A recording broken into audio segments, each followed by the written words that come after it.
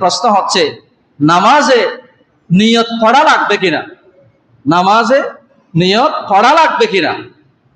সংক্ষেপ উত্তর, নিয়ত করা না নিয়ত পড়া? বলেন, নিয়ত করতে হয় না পড়তে হয়?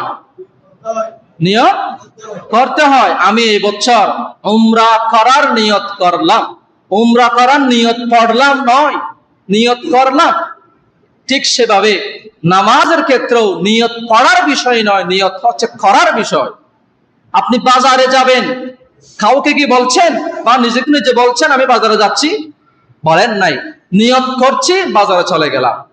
ঠিক সেভাবে ওযু করলাম, এখানে আসলাম, ঢুকলাম সময় মতো, এটি হচ্ছে নামাজের নিয়ত করা, নিয়ত পড়া নয়। এজন্য ইন্নামাল আমালু বিন্নিয়াত, এখানে নিয়ত হচ্ছে কলবের মধ্যে হয়। যেগুলো আমরা পড়ি, নাওয়াইতু আন উসাল্লি লিল্লাহি তাআলা রাকাতাই, অমুক তমুক অনেক কথা আছে, এটা হচ্ছে বাংলা কথাকে আরবি করা হয়েছে। এটা কোনো হাদিসের শব্দ নয়। পৃথিবীর কোনো হাদিসে কেউ বলতে পারবে না। আমি চ্যালেঞ্জ করলাম, অনলাইন যাচ্ছে বর্তমানে, অনলাইন হবে, এটা ভাইরাল হবে। আমি চ্যালেঞ্জ করলাম, পৃথিবীর কোন হাদিসের কিতাবে, কোন আয়াতে নাওয়াইতু আন উসাল্লি লিল্লাহি এইরকম কোন জায়গায় লিখিত নাই।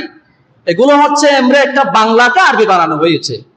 এইটার কারণে কি হলো, মানুষ অনেক সময় ইমাম সাহেব রুকুতে চলে যাবে, ওই টাইমেও সালাসা আরবা করতে করতে তার রুকু শেষ হয়ে যায়, আর নামাজ পাইনি সে।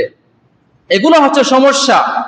আর দ্বিতীয় সমস্যা হচ্ছে, অনেক সময় যারা আওয়াম আছে 3 রাকাতের মধ্যে বলে দিল 4 রাকাতের কথা, আরবা জায়গার সালাস বলো, সালাস জায়গা আরবা বললো, অথবা ইসনাই আছে সেখানে বললো যে সালাসা বা আরবা। ভুল হলো কিনা? তাহলে এই ভুলের দায়ভার কার উপরে? এজন্য ইসলামের একদম কোনো ইখতিলাফ ছাড়া, কোনো মতানৈক্য ছাড়া স্বীকৃত বিষয় হচ্ছে নিয়ত করতে হয়, পড়ার দরকার নেই। যদি কেউ পড়তে পারে তাহলে কোনো সমস্যা নাই, বেদাত বলা যাবে না। এটা হানাফি মাযহাবের সর্বস্বীকৃত একটি মতামত। আল্লাহ পাক রব্বুল আলামিন আমাদেরকে ইসলামের সঠিক বুঝদান করুন। ওয়া আখিরু দাওয়ানা আলহামদুলিল্লাহি রাব্বিল আলামিন।